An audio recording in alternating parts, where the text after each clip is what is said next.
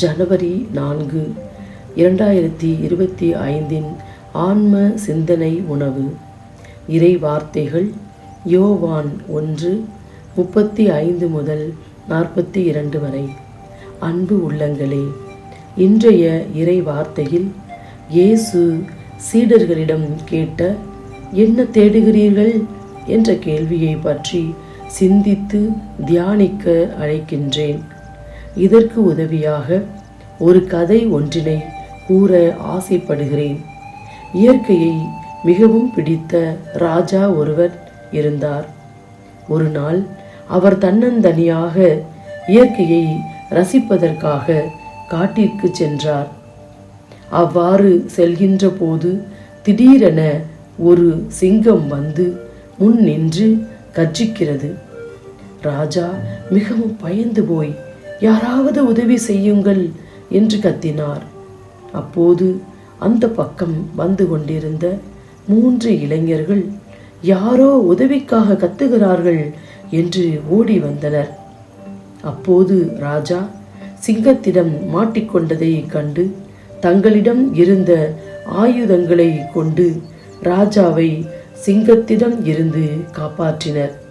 உடனே மகிழ்ச்சி கொண்ட ராஜா, "இளைஞர்களே, என் உயிரை காப்பாற்றியுள்ளீர்கள். என்ன வேண்டுமானாலும் கேளுங்கள், தருகிறேன்" என்றார். முதலாவது இளைஞன், "ராஜா, நான் நிறைய படிக்க வேண்டும். எனக்கு பணம் வேண்டும்" என்றான். உடனே ராஜா, "நான் தருகிறேன்" என்றார். இரண்டாவது இளைஞன், "ராஜா, நான் விவசாயம் செய்கிறேன். எனக்கு 2 மாடுகள் வேண்டும்" என்றான். ராஜாவும் "நான் தருகிறேன்" என்றார். மூன்றாவது இளைஞன், "ராஜா, நீர் என் வீட்டிற்கு வந்து என்னுடன் உண்ண வேண்டும்" என்றான். ராஜா, மற்றவர்கள் பொருள் பணம் கேட்கும்போது இவனுக்கு மட்டும் இப்படி ஒரு ஆசையா என்று நினைத்து "நான் வருகிறேன்" என்றார். பின் ராஜா மந்திரியை அழைத்து, "நான் அந்த இளைஞனின் வீட்டிற்கு சென்று உண்ண வேண்டும். முகவரியை கண்டறிந்து வாரும்" என்றார். உடனே மந்திரி படை வீரர்களை தன்னுடன் கூட்டிக் கொண்டு முகவரியை கண்டறிய சென்றார். இளைஞனின் வீட்டிற்கு செல்லும் வழி மேடும் பள்ளமும் குண்டும் குழியுமாயிருந்தது. ராஜா இங்கு எப்படி வருவார் என்று கருதி சாலையை தார் போட்டு சீர் செய்து மின் விளக்குகள் போட்டு சரி செய்தார். பின் வீட்டிற்கு சென்றால் வீடு சிறிய குடிசையாக இருந்தது.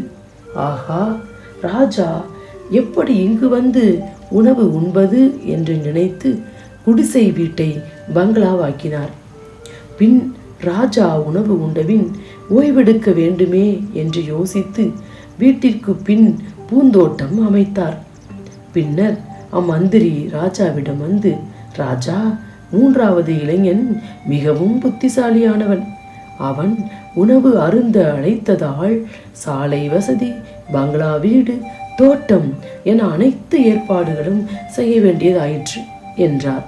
உடனே ராஜா, இப்படிப்பட்ட அறிவாளிதான் தன் மகளுக்கு கணவராக வேண்டும் என்று கருதி அந்த இளைஞனை தன் மகளுக்கு திருமணம் செய்து வைத்தார். ஆம் அன்பு இதயங்களே, நாம் எதை தேடுகிறோம்?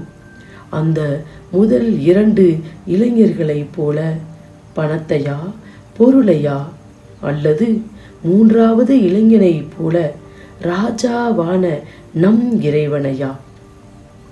ராஜாவை அழைத்தபோது எல்லாம் அவனுக்கு கிடைத்தன. நாமும் ராஜாவான நம் இறைவனை தேடி அழைக்கும் போது அனைத்தும் நமக்கு சேர்த்து கொடுக்கப்படும். நாமும் நிதமும் பணத்தை அல்ல, புகழ்ச்சியை அல்ல, பெருமைகளை அல்ல, மாறாக இறைவனை தேடுவோம். நாமும் நிதமும் பணத்தை அல்ல, புகழ்ச்சியை அல்ல, பெருமைகளை அல்ல, மாறாக இறைவனை தேடுவோம். இறைவனின் கொடைகள் அனைத்தையும் பெறுவோம். இறைவனின் கொடைகள் அனைத்தையும் பெறுவோம். நன்றி.